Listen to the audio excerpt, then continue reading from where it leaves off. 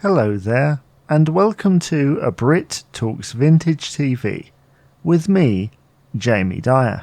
I was somewhat surprised to hear this week that Neighbours, the Australian soap opera that ended earlier this year, would be resurrected by Amazon through their Freevee streaming service. The show, which began in 1985 and ran for over 8,000 episodes, ended due to cuts made at its UK broadcaster Channel 5. After this, it seemed as though Fremantle couldn't find a partner to keep the show going. How wrong we all were. While this show isn't strictly vintage, I think it falls into a category of television that is mostly associated with the past.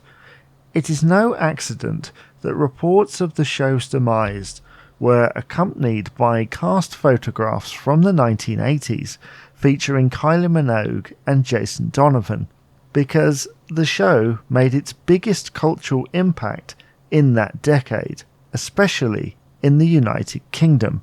If the BBC hadn't picked up the show in 1986 as a bit of daytime filler, there's a chance it wouldn't have lasted 5 years, let alone 37.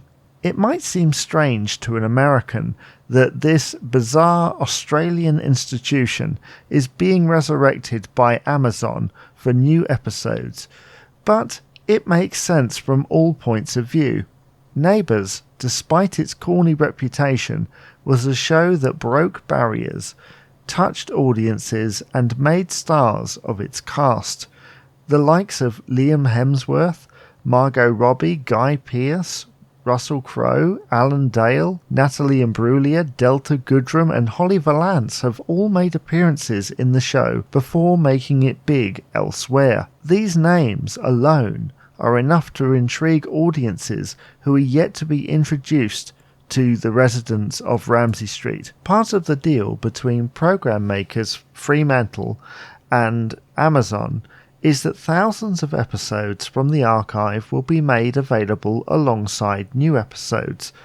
This is surely unprecedented for a soap opera, which normally seems to lock away a majority of past episodes to keep you interested in the new. This huge drop into their catalogue of content will also provide the ad-supported service with instant revenue potential too, which means a bigger chance of the deal being long-term. Audiences old and new will be able to experience the many iconic characters that have graced the street over the years.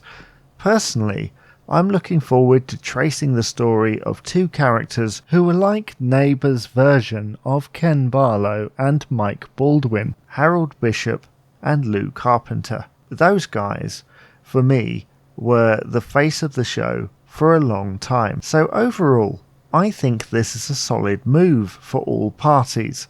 Fans, who never wanted it axed in the first place, can rejoice that their treasured show has returned.